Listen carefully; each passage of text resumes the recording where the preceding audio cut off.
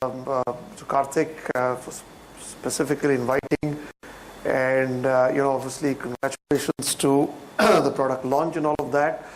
And I guess just pondering off what Dr. Phatak was talking about, and I guess I can't just hold myself, but just talk about learning. That's not the point of debate though of today's panel discussion. I guess I must begin with sharing a couple of thoughts of myself. And when he was talking, Dr. Phatak, and he obviously talked about teaching, learning, and stuff like that. But there was obviously one word, that I picked up, and that was on human interaction. And the second topic that I picked up, the word that I picked up, wasn't vision. And I must share a thought that when I learned a long time, when I was a small kid, from my grandfather, and he talked, the story goes like this, that it was one individual who was sailing from India to London. Those days, obviously, you had the ship, and this was the early 1900s. And there was one individual interacting with another individual without knowing who they were, and that's, I guess, in some times the beauty of human interactions, because interactions happen differently when you know who you are, and I guess interactions happen quite differently where you don't know who you are. So it is on different platforms. Two individuals were talking, and one individual came to know that the other individual was a pretty large, successful industrialist of India, and he was actually going to London to kind of expand his business and to learn more about technology in those days from British.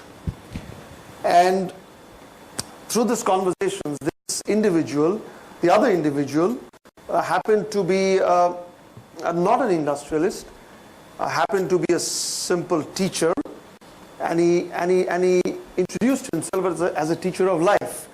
So completely two different personalities, and the industrialist expressed that his desire to obviously make India proud, get the technology from Britain, and really make a huge impact to the Indian economy, and obviously for the future of the country. So this individual, who was so-called the teacher of life, said it's a great thought, it's a great vision, but if you really want to make an impact to the country, to make an impact to the society, probably one of the thoughts that you could do is actually build an institute of learning and technology, because by doing that, you not only do your business, but you create sustainable value and an ecosystem of engineers and technology for years to come. The industrialist said it's a great thought, and I must kind of go back to the country, go back to India when I return, and obviously do that. Well, possibly the story is well known to all of you, and maybe most of you. Needless to say, the industrialist was no less than Mr. J.R.D. Tata, Mr. Tata, and again, any guesses who the teacher of life was? The teacher of life was no other than Swami Vivekananda, actually. So this was the vision of an individual who saw a little bit different in terms of what you could do with your mind, and I guess the vision. But coming back to our topic, which I think, when I looked at the topic, to be honest, was very, very contrarian. The topic of debate today, and if I may say, a very interesting topic of debate. We are standing in an age, in a platform where you're talking about technology, creating impact on learning. However, the topic of debate is very different. The topic of debate is, does technology bring out the worst in humanity? So it's a completely different dichotomic topic. I don't want to take any guesses of which side I am on, but I definitely would like to get my views and hopefully the views from the panel in terms of what the panelists' views are. And let me also say that, you know, clearly we've got a panel which is very, very diverse, you know, very diverse from various backgrounds. And I guess that's the beauty of this panel, is to come out with thoughts and views which are personal, which are individual thoughts, but as well as possibly share some views and thoughts, what you see in our working and individual lives, and possibly in an organization that we work from. So I guess, losing no time, I would really go back and possibly ask the panelists, and I will start with you, Ambarish, is, you know, we are at an age clearly where technology is pervasive, socially, clearly in the workplace, individually, and if I may dare say, politically. I don't want to be politically correct or incorrect situation here, but clearly there is no guesses to understand the impact of social media in the recent elections that happened.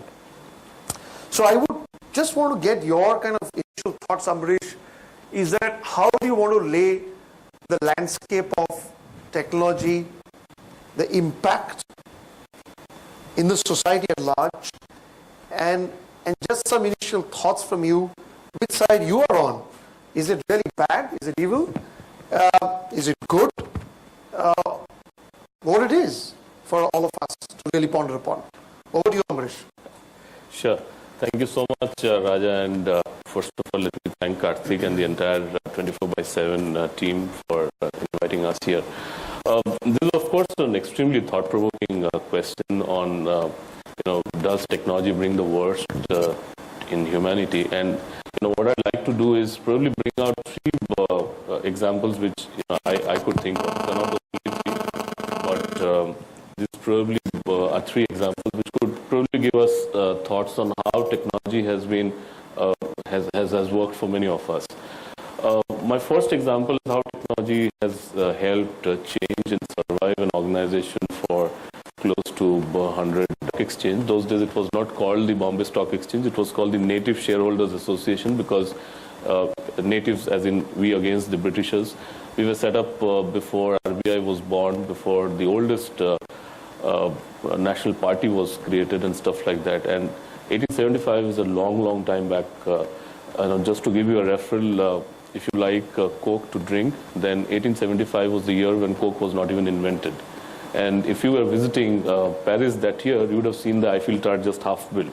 So BSC was set up those summers back. And the only reason why BSC has probably survived these 37 years is only because of use of technology. So our first technology implementation came in 95 when we moved from an outcry system to an online trading platform. And like it usually happens, when the technology came in, people said it won't work and stuff like that. Our second technology innovation came just about a few months back, and very hard to believe, but we do about 18,000 transactions a second. That's 18,000 X times, and you can probably blink. You can blink about 3 times if you're a good blinker in about a second. We do about 18,000 transactions a second. We can take about 30 million transactions a minute, and on a good day, we do close to about 500 million transactions. We do about 800 million transactions a day. These are huge numbers. This makes us the fastest exchange among the top 2 with the Asia's oldest. But the only reason why we've been able to do it is because of technology. If there was no technology, you couldn't have. Now, obviously, this is an example of how technology has helped us, manage change, bring better solutions and stuff like that. So that's my first example. My second on how technology has probably challenged human mind is a very funny anecdote I remembered while walking up here. Is, in 96, IBM decided to challenge those days the chess grandmaster Garry Kasparov, and said, how about on a computer to human contest, So Gary was very hesitant, but finally he agreed. And IBM actually wrote a very huge algo and codenamed Deep Blue and got Gary to contest. And as luck could have it, Gary actually won that contest, and IBM was extremely devastated. So IBM went back and rewrote the entire code and called it the Deeper Blue, and again contested against Kasparov. And this time, actually Kasparov lost. Kasparov later on said that IBM had cheated and all those stuff, and he asked for log files, and he said, tell me how it has. But IBM refused to do that. But the fact is that, a technology was able to finally be able to, contest a human mind. And it probably brought a lot of change. For example, software programs for chess, etc. came up. But this is an apt example of how technology could come to a stage where it started challenging the human mind. My third example is little contrarian to how technology always helps. But I found it as a very I found it an interesting example to indicate how technology can also be ironic. Look at CT scan as a technology. Now, CT scan was invented to help identify cancer at multiple stages. But the ironic part of technology is that overexposure to CT scan can actually get you cancer for which it was invented for. I couldn't find any other example. I asked my colleague Vinod that, do you find any other example where technology has been ironic? He couldn't come up, but I think this is what technology does. So in my mind, I'm probably for the fact that it's not technology we need to be worried. Actually, we need to be worried about humans. So technology will always come. It's going to keep us move ahead, but it's how, people adopt technology that should be the kind of worry for. Sure. So great, I guess, great start, Ambarish. I think, it was truly a, insight to learn that BSc is history, and especially it's absolutely no debate on that, how technology has enabled so number of transactions. Sujaya, going to you, having kind of seen global places and obviously managing so many people, I'll be curious to understand, obviously the view on the topic, but again, how do you see the impact on people and the work life? There are, when you're managing so many people, there are various things at stake. So it'll be a specific question that I would want to ask you, and obviously after you've covered your view of the topic, is how do you think it impacts work life in a day-to-day lives? So I think I'm going to start by saying that belonging to HR doesn't make it only my domain. Am I audible? Yeah. All right. So, I think belonging to HR, it's not only my domain to be able to comment on work-life balance, because I should ask all your wives, and I'm sure they have a story to tell. But I think I'm going to go to, is technology a boon or a bane? And I think that has been a question that social scientists have been asking for the past several decades. And to my own mind, there's no doubt in my mind that, technology is like magic. I think a lot of things that we didn't think was ever possible, we've seen that happen almost magically in our own lifetime. And the fact that technology has transformed our lives, it's transformed our world, it's made our world so much more agile, it's made it so much easier to be able to reach out, it's made it so much more easier to be able to get information, it's made it so much more easier to be able to have that information to make the right decisions. So I think we've almost been led into a world where we can't imagine our existence without technology. But to my mind, technology is not a panacea for everything, and I think it's for individuals to know whether their solution is indeed technology. For instance, there are organizations that expect technology to walk around like human beings and generate solutions, which is not what technology can do. It can aid your solution. So I think it's not a panacea, and I think it's very important to be able to understand that when you adopt technology inside an organization. I represent the Essar group. It's a $39 billion infrastructure conglomerate. When I joined the organization 7 years ago, we were about 8,900 employees. We're 76,000 employees right now. And we would not have been able to do what we're doing in the areas of talent management and performance management and leadership development and just providing them basic HR services, the transactions. We'd just simply not be able to do this if we hadn't got the kind of technology which we have access to. But I think what kind of challenge has technology as a solution is the kind of discretion that professionals really need to bring to the table. Then what kind of technology solution, is the best solution for you? And to really be knowledgeable enough to know which technology to really bring in, because oftentimes there is a tendency to throw the baby with the bathwater because you haven't brought in the right technology solution to the organization. And then technology doesn't run by itself, it needs to be managed. So there is a huge management aspect of technology, which I think oftentimes organizations forget. For instance, we're one of the earliest adopters of success factors inside our organization, which is obviously a software as service. It's integrated HCM platform that manages through the entire employee life cycle. And I think we've managed to do well with that because we've constantly adopted the tool to enable adoption inside the organization. So I think that kind of management and the discretion to be able to actually make technology work for you or become a solution for you inside an organization is very important. But having said that, I think what I'd really like to dwell on is the social impact of technology and what it has done to the quality of human interaction and the adverse impact technology has had on reflection time inside an organization. I think this techno-culture, which is what social scientists call it, which is everyone's connected 24/7. So the word is techno-culture, and I'm saying this techno-culture has not allowed for spaces of reflection inside the organization. And I think it does not allow people who are in very important positions inside the organization to think, to reflect, and to really enhance the quality of decision making they ought to really bring to the organization. So to me, I think the bane of technology is the lack of space to think. And if you really talk to most leaders, I mean, we do have our coaches speak to leaders, this is clearly validated that most of them complain about not having enough time to think. So I think one of the things it has robbed us is clearly our time to think. The second thing that technology, I believe, has really done is reduced or taken away the value of human interaction inside an organization to an extent that you have to consciously create platforms for human interaction inside the organization. If you talk to Generation Y, and irrespective of the kind of industry you belong to, 70% of your population, if not more, depending on if you're in the ITES space, belong to Generation Y. And if you ask them, what is the number one ask you want from the organization? What do you really need from your leader? And they'd say, I want a leader who's interested in teaching me. And I want a leader who's interested in my learning.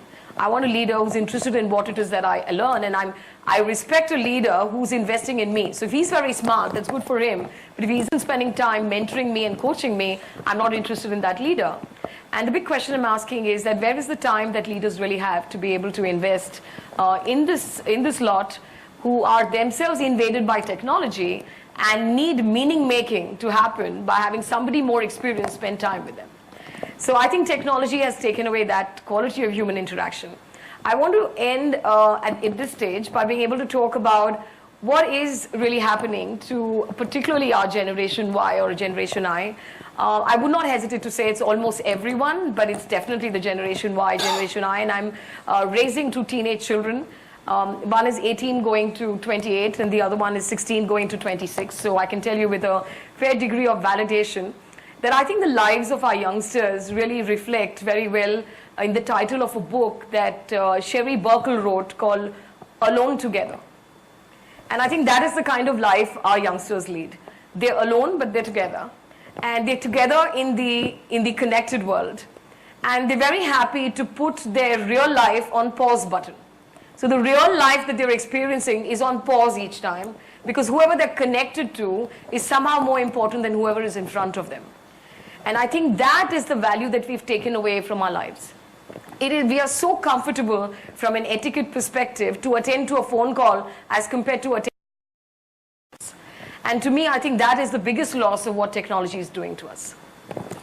Oh, great. I think, thanks. And I think, I'll obviously come back more on the social aspects. And I think, completely, I think clearly technology is magic. I think that's clearly what I think it explains exactly what it does to us. And but definitely I'd like to come back to you more on the human interactions part and also the work-life balance part, not for you, but all of us, I guess, it's applicable to all of us.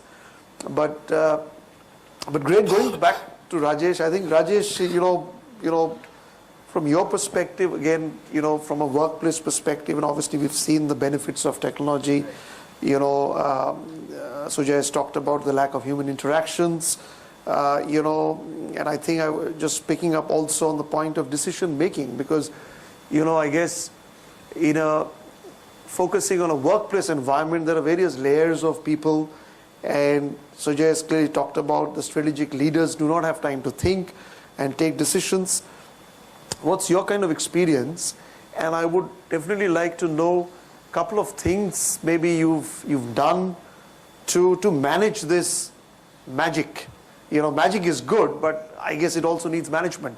So is there some learning or thoughts that you want to share with us? Sure, definitely.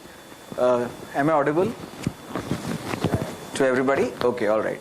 So good evening, everyone, and once again, thanks to 24/7 for inviting us on the panel. Coming to the topic now, and we are living in a very technologically advanced world, and it would not be right if we don't leverage this. Okay, so we also did that. Within our organization also, we've completely leveraged technology. And technology has really made life so easy for everyone. Like you just said, it's really made life very easy for everyone. I would just like to add upon what the keynote speaker told us while we were having our internal discussion, that technology actually is a two-sided sword. It could be used in the best manner possible, or sometimes it can also lead to certain adverse effects which could be there. So coming to our organization now, what is it that we've done? Let me just give you a couple of examples as to how is it that we leveraged technology to help us in the best manner possible. The first thing was, when I joined the organization about 4 years back, I realized that this organization has got 9 business units, has got people spread all over India. And that is when we used technology to create a simple portal by which anyone and everyone could access all the information which is necessary for a person to be able to develop himself. And this really helped, because in the first 3 months itself, we had something like nearly 5,000 hits. And that is what helped us understand that this is something which was necessary all along. When we talk about the training function within any organization, the 2 important things which are necessary for all of us, is the first one is to be able to identify as to what are the training needs. And I think most people have this challenge. How do you identify what the entire organization, such a large organization, requires? And the second thing is to measure the training effectiveness. This is a question which is always being asked. How do you measure training effectiveness? So I guess these are the 2 places where in the second year we thought, let's leverage technology. So we then created a SharePoint wherein we had the complete training need analysis done. So every single manager within the organization, he just simply had to go to the SharePoint and try to identify as to what is it that his team required.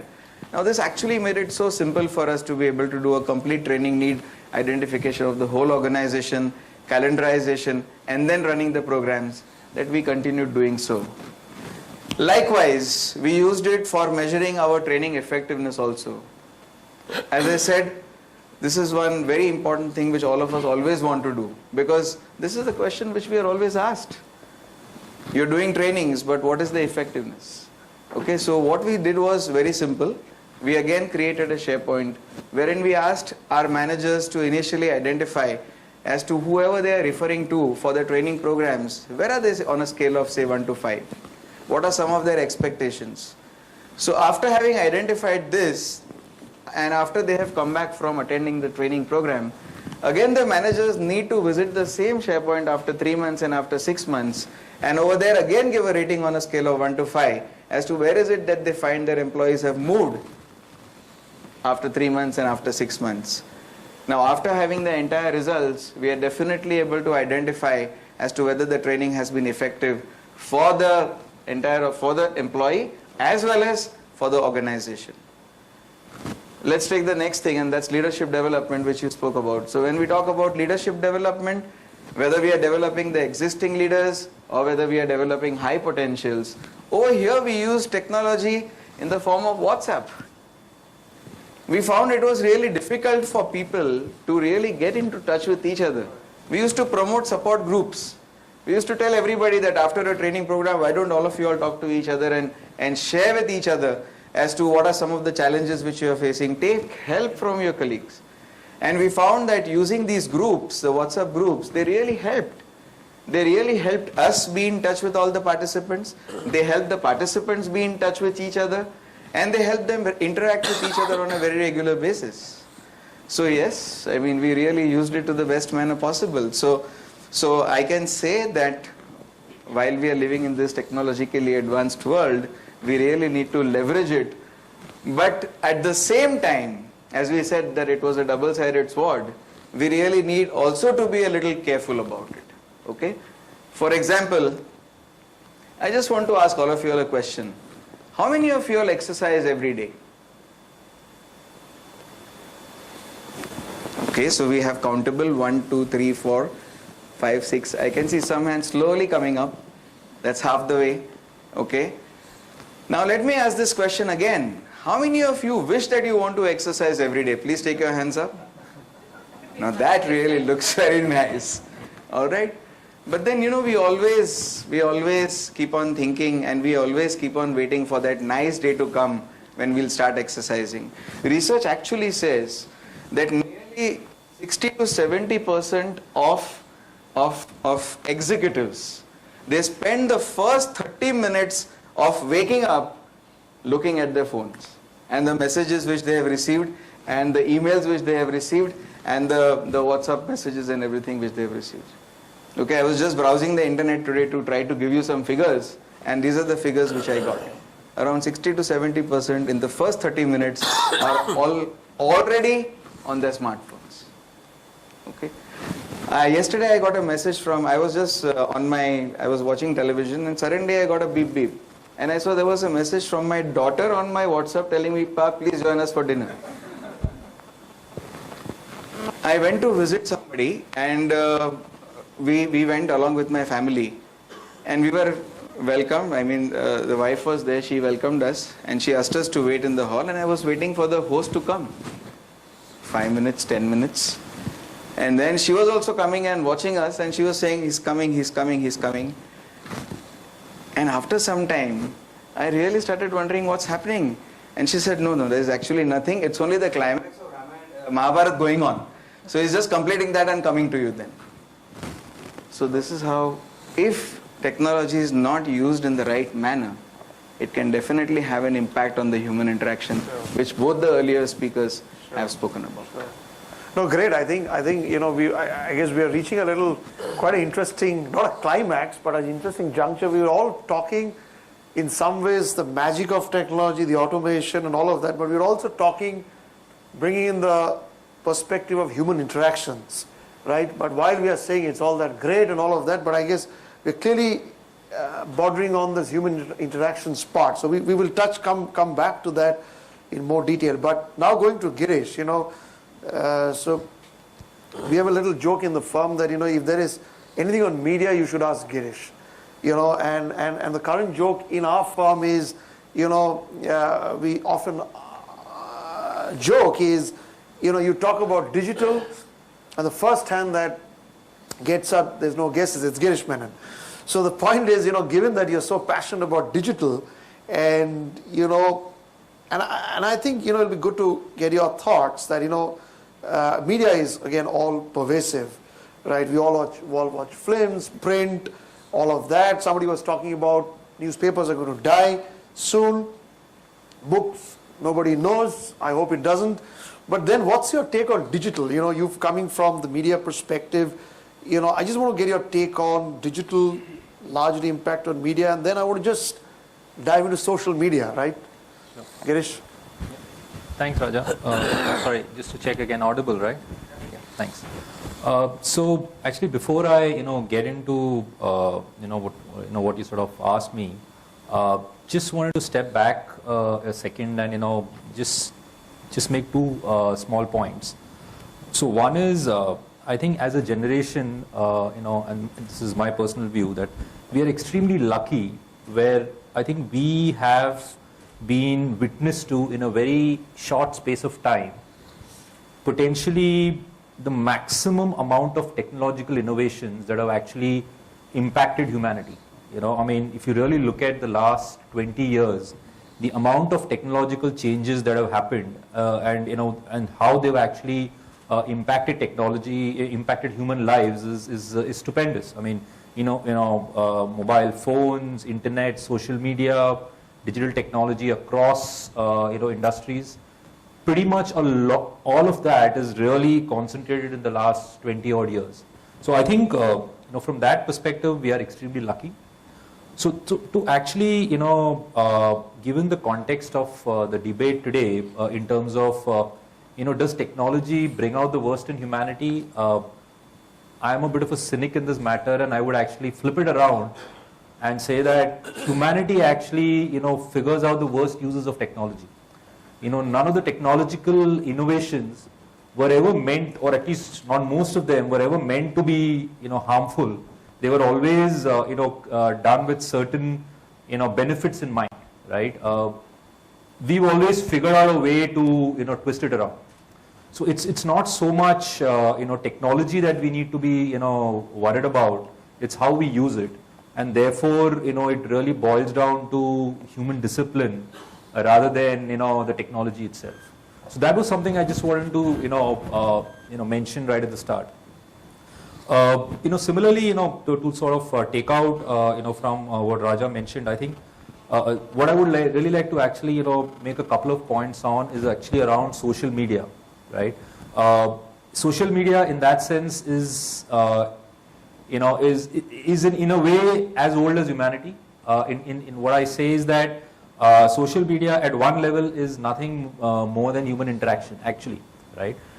But what the current social media really does is actually it takes away the human element of interaction and puts it online, right?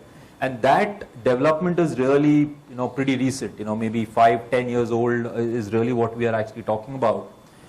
And from that perspective, what I would like to do is actually make 2 points over here. I think from a benefit perspective, at its core, again, it was an innovation intended to bring people closer, to bring help individuals connect, and I think to a large extent it does manage that. I mean, on Facebook I am probably connected, and I use the word connected very loosely, with a lot of people who probably I would never have ever got a chance to actually even interact with in any manner. And my old school friends who are probably now, say, in the US or something, I would probably never get a chance to speak to them. Facebook helps me do that. It may be a simple birthday message on their on their birthdays. It helps me stay connected. But so that's that benefit is something which cannot be denied. Similarly, so at its core, what social media has been doing and that's a benefit I would like to pick up on, is actually information and awareness, right? That, I think, in my view, is probably the biggest value that social media has been adding on to human lives. And it could be as simple as somebody telling us which movie to watch and saying that I saw this movie and it's great and you should go and watch it. Or it could be instruments of social change, as as was witnessed in, say, in Egypt, or even in the recent elections in India, in terms of how social media was actually used. So it's got the potential to actually get people together, get people to act. Again, there are instances, and it's, and the Egypt example is a very classic example of how, people actually got together to actually create a revolution. And it is very easy. So you get if somebody comes and asks a donation to you, you instinctively think twice about, actually doing that thing. But a friend of yours on Facebook comes and says, there is this cause I'm supporting and I want you to get, you don't think twice. It's easy for you to press that button and say, I'm on, I'm supporting this. So the point is, it's got the ability to, bring about social change. It's got the ability to provide information, which probably would not have been made available to a lot of people in most other circumstances. And I think that benefit cannot be denied, is clearly one point I wanted to make. Flip side is really, and I think this is something which we don't think twice, and especially Generation Y doesn't really think twice, is that the digital domain is permanent. Okay? Once information is out there, it's out there. There is no practical way for you to get that information out of that digital domain. Okay? And let's take a simple example, Facebook, right? So you've got your Facebook account, you've uploaded, you've done whole host of, postings and stuff, and you decide tomorrow morning that I want to, disconnect my Facebook, I want to shut it off, right? So you disconnect your account, that's great. But the reality is that your information is not disconnected. Facebook maintains all that information, right? When you go on Google and you search for something, right? Google stores that data. Right? So the point, what I'm trying to make is that the single biggest flip side of social media particularly is actually the lack of privacy, right? And to a large extent, the culprit really is ourselves, who probably don't think twice about posting something on the net, right? Without realizing or without being aware that that information is out there for anybody to see if they want to. And that information can be used in a multiple, nefarious ways if somebody wants to. So, and it could be as simple as, you going for an interview and, the HR person, or, not this, anybody, right? The interviewer actually going online and checking your Facebook account or your LinkedIn account and potentially finding something which they don't like, right? Which, and on that basis deciding that maybe you're not suited to work in that organization. So the point is that information, once it's out there, it's there forever. So you need to be judicious about what you do with that information and how you actually share information about your lives.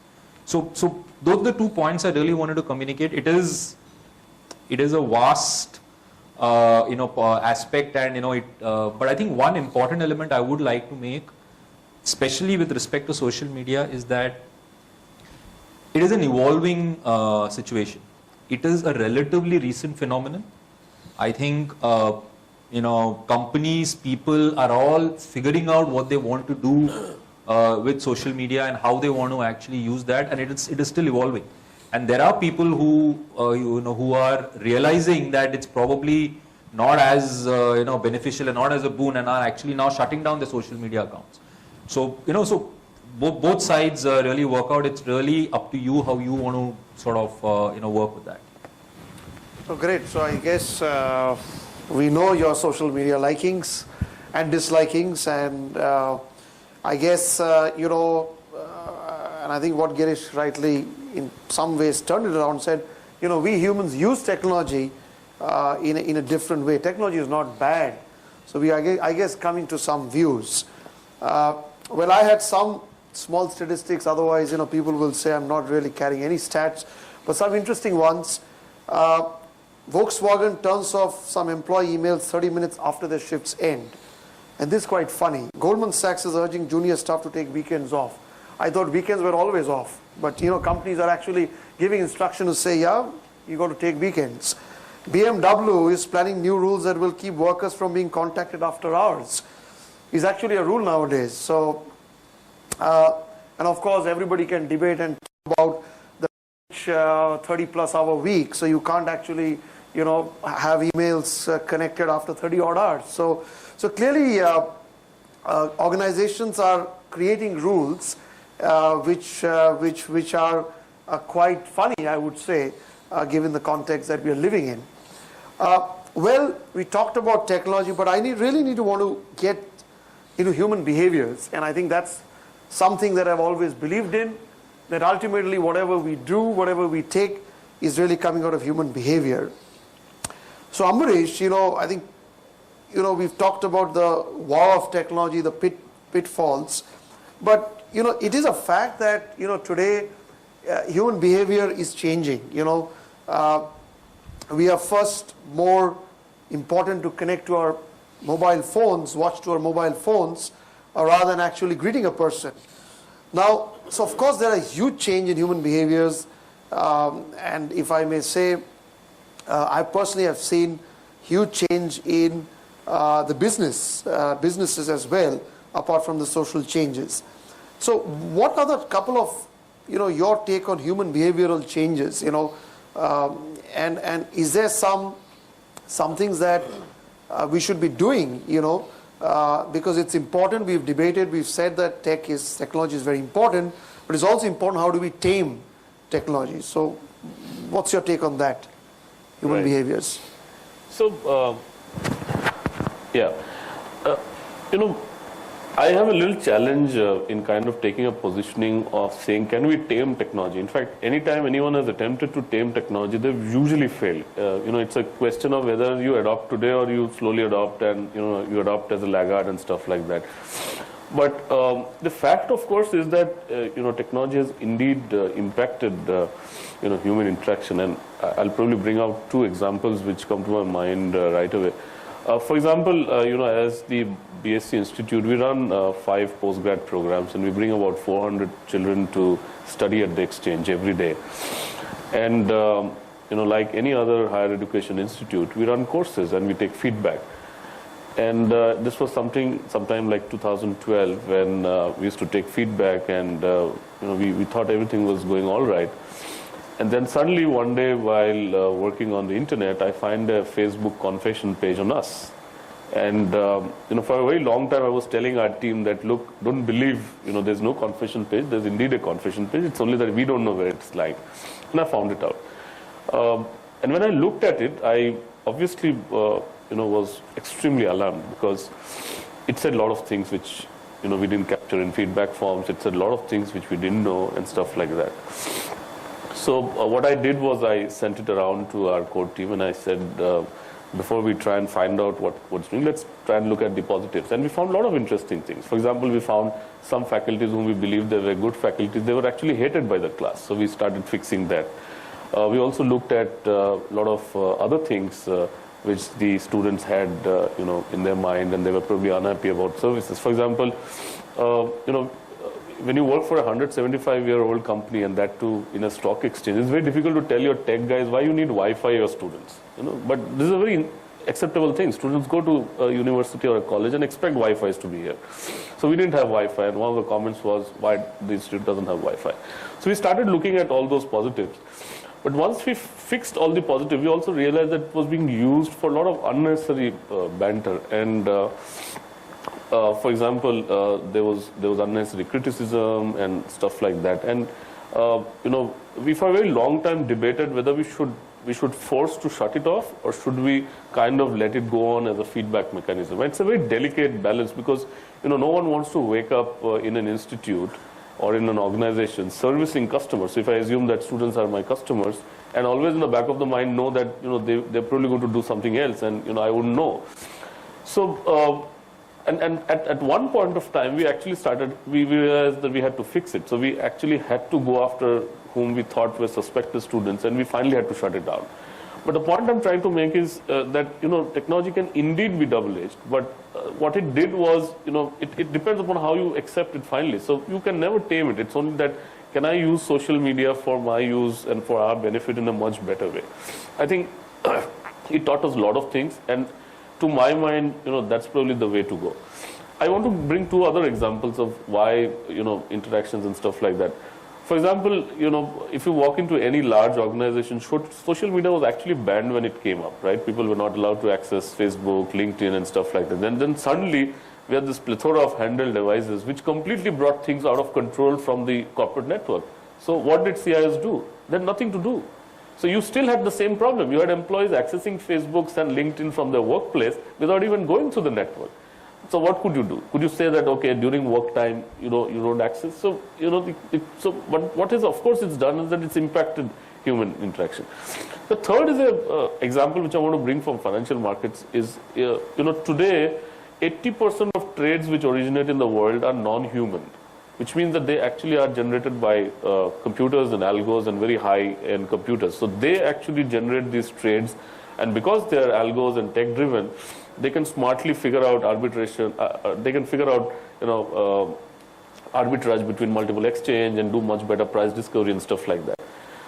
But let me give you an example how this could be misused. So let's say someone writes a rogue algo, and it goes spiral, and it goes and trips an exchange. And in fact, we had this case with one of our other exchange last Diwali. So in NSE, during a Murat trading last year, a rogue trade from a currency trader in Delhi actually went into a loop and spiraled, got out of control, and tripped the entire exchange. Now, this is catastrophe, right? I mean, imagine you having to shut down an exchange because someone's program, a code, went out of control. In fact, this issue was so serious that the culprit was actually called by the NSE board to come and present his case to the board of directors and say why it went out of control.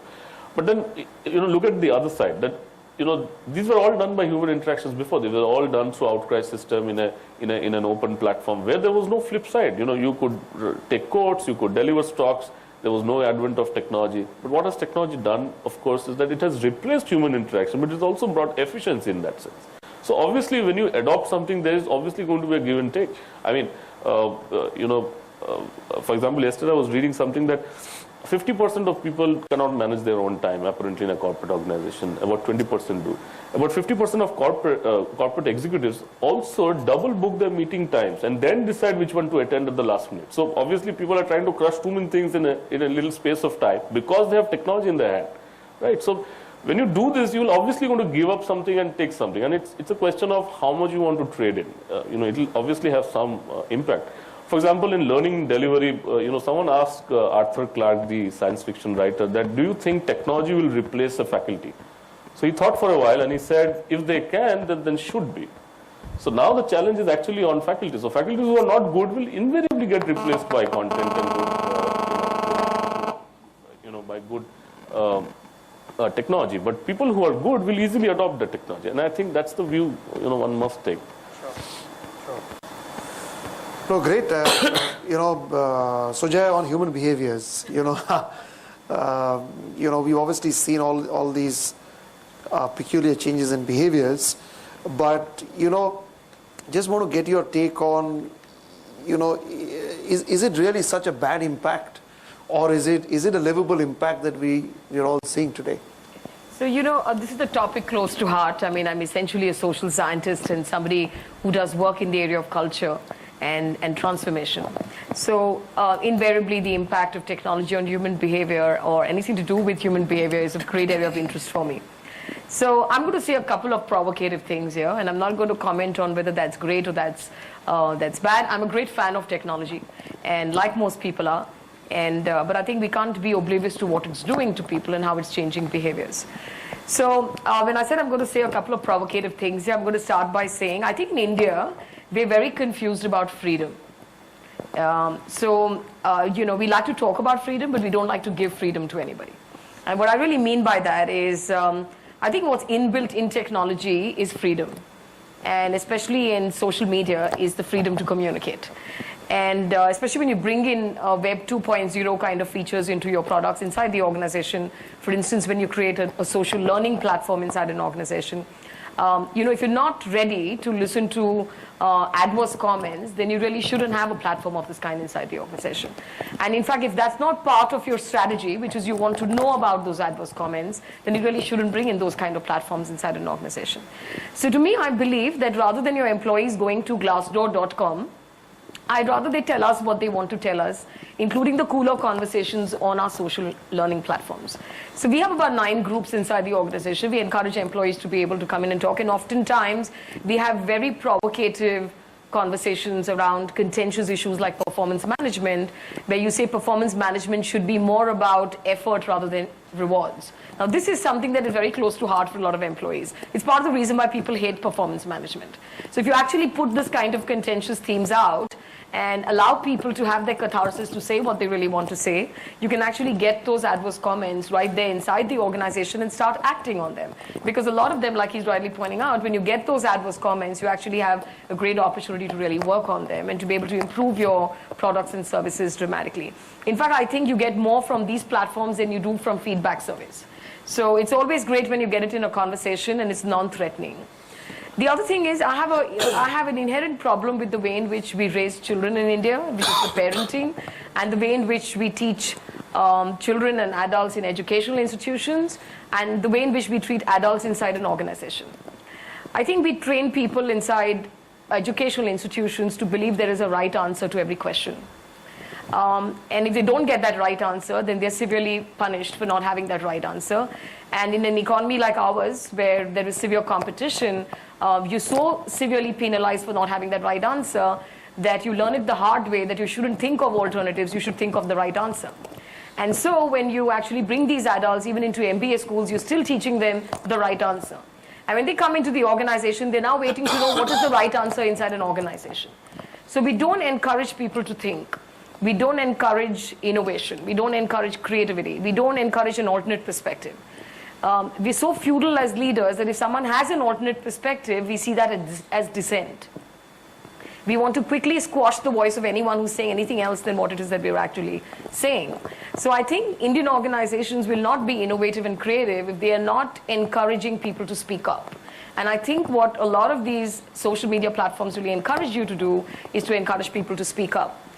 I think that technology, and the reason why technology is so sexy to so many people, particularly in our country, is because it's the recourse to the introverted Indian. I think that if you look at a most predominant MBTI profile of Indians, it would be ISTJ, which is really introverted, sensing, thinking, and judgmental. So essentially, the ISTJ Indian is excited with a mobile phone or any kind of any kind of mobile technology that he can get access to, whether it's a tablet or a smartphone or whatever it might be, because suddenly it's not so uncomfortable to be alone in a restaurant. Suddenly it's not so uncomfortable to be waiting for a flight alone at the airport. Suddenly it's not so uncomfortable to be alone anywhere, because you're not really alone anywhere. And I think that is what has made technology so addictive. You see people on an airport, what are they doing as they're waiting around? They're all on a mobile phone. I had the most unique experience as I had a cousin down from Bangalore and I took her out for dinner. And we went very late in the night to a place called Smokehouse Delhi. And actually took a picture of that because I saw 3 couples in the restaurant, all young people, including one newly married couple. And how would I know? Because the lady was wearing those bangles which they wear when they're newly married. And they're all there. These are 3 couples on 3 different tables, both of them on their mobile phones through the dinner. Yeah? And they still have the camaraderie of silence. I mean, I presume they still get along with each other, even if they're not talking. I mean, in my generation, we'd be divorced if we weren't talking to each other over dinner. I mean, or we'd wonder what was wrong. Why was your husband or your wife not talking? So I find it really amazing that, it's all right for both people all through the dinner to be on their mobile phones. And they didn't speak, they ordered, and then they went back to their mobile phones. And then, they probably spoke about passing something around and they went back to their mobile phones. And as someone who is a keen observer of human behavior, I just ended up taking pictures of all of this. And my cousin was saying, this is very embarrassing, don't take pictures like that. I said, but this is so amazing. They're all not talking to each other all through the dinner. And they seem fine. And they seem absolutely fine. And I'm saying, what other than this can be a demonstration for how dramatically our social interactions have changed with technology? No, great. Thanks, Sujaya. I think that was fantastic. And I think, I knew ignorance was bliss, but I understand silence is also bliss in these times, right? Tech is golden. So I'm not Arnab Goswami, so I hate to say that I'm going to cut you out, but we're really running out of time. And I think we can go on. And I think, thanks for sharing that. But before, I think a couple of closing comments from Rajesh and Girish. I think if we really want to get a couple of perspectives, maybe Karthik, a couple of questions, is that fine? I know there's no technology barrier, but there's a food barrier, time barrier, and we don't want to really hold anybody, but really a couple of questions for anybody, any of the panelists, any thoughts, funny, not so funny, serious, business, but it'll be good to get a couple of questions or thoughts from anybody. Yeah? For anybody on the panel, I think maybe Girish might be able to take this. There is this new legislation, not legislation, but a case in Europe which has come up recently, which is talking about the right to forget.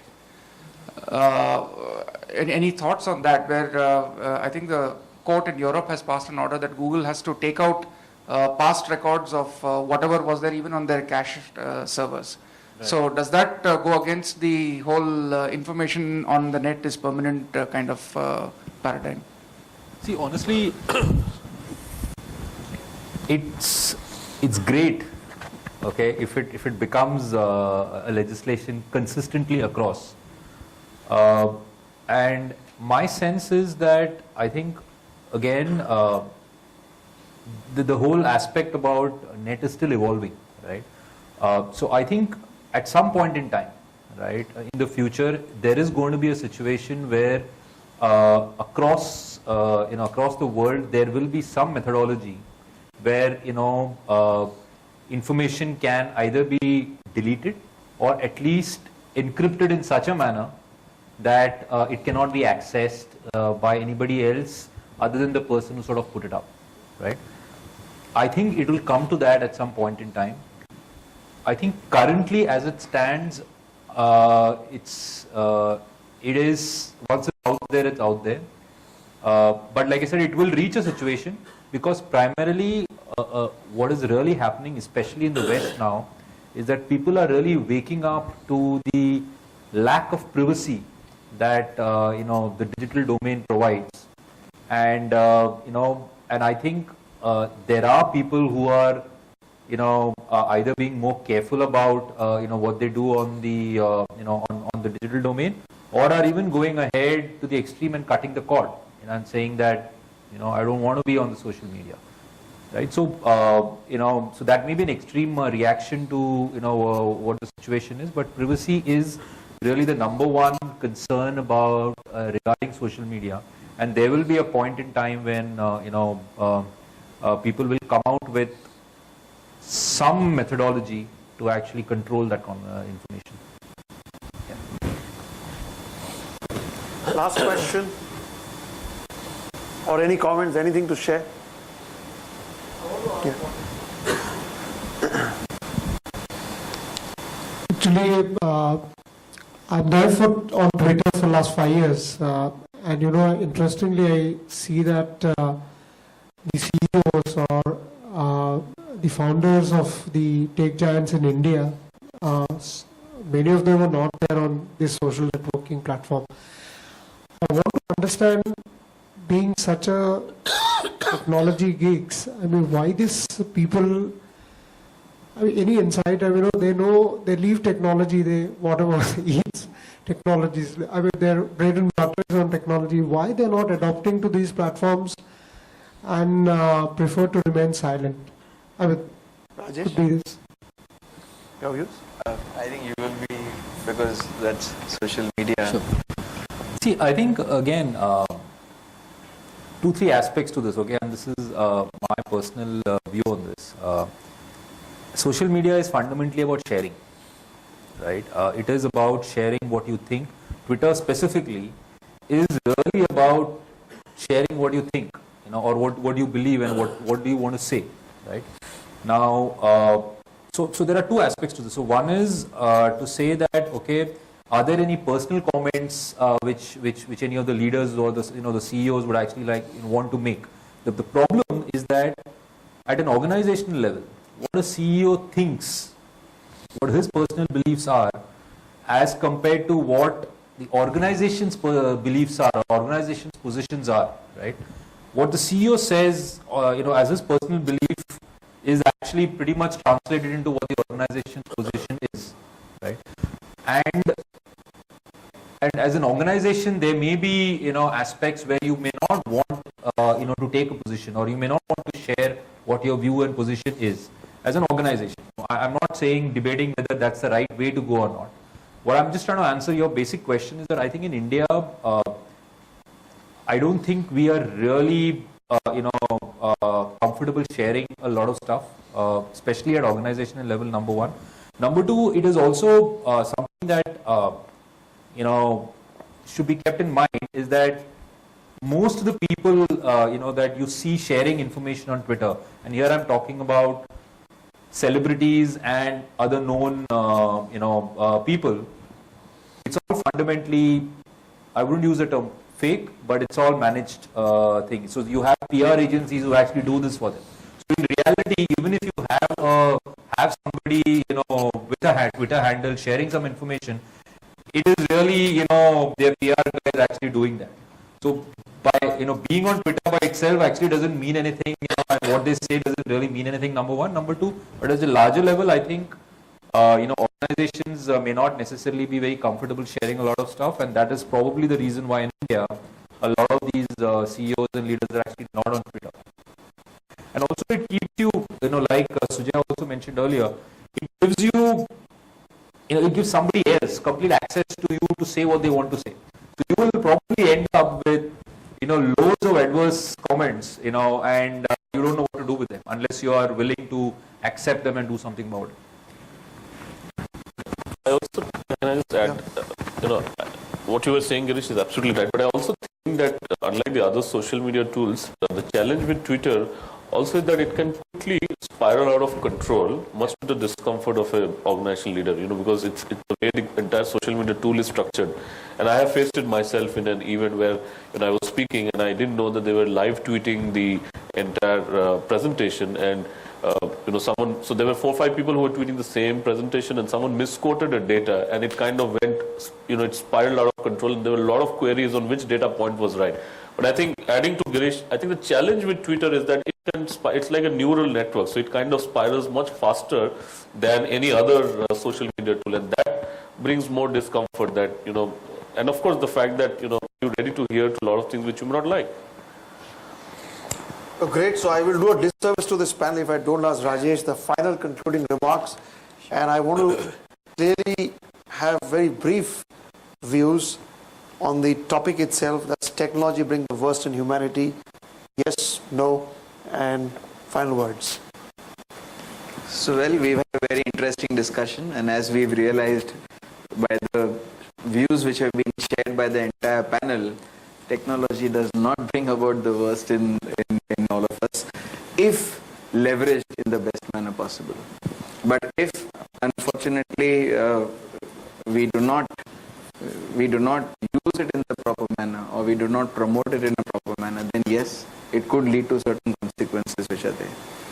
So, well, I think we all should leverage technology in the best way and use it, because we are living in this world where it is available to us. And if we don't use it at this time, then it's actually foolish. We should use it as much as possible in the best way to help us actually make our life much, much more simpler, and even help our organization in whatever learning, development, all the plans which we have. Thank you very much. I think that was a great concluding remark from my side. Thank you patiently for hearing. And my last words would be, there is nothing like human interactions. And I did learn from Dr. Parekh, who rightfully said it's important to make our human interactions interesting so that we don't get acquired by technology but use technology for us. So humans and they remain core to all our behaviors. So with that, thank you very much for the panelists, and thank you for your time as well for sharing this.